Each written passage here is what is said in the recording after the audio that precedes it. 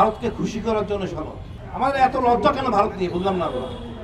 ৫৩টা বছর আমাদের ভারত জ্বালাইছে, তার বিপক্ষে কোনো কথা লেখা নাই, বিডিআর শুনে কোনো কথা লেখা নাই। আমার দুঃখ লাগে। এই যদি অবস্থান হয় আপনাদের ভারত নিয়ে, তাহলে আমাদের আর কিছু বলার নাই। এখনো সময় আছে।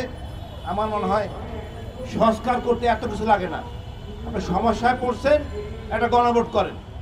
১৪ সালে নির্বাচন হয়েছে না কোনো জনগণ ছাড়া, তো গণভোট করে 10% ভোট দেখলো, সেটাই সবার উপরে।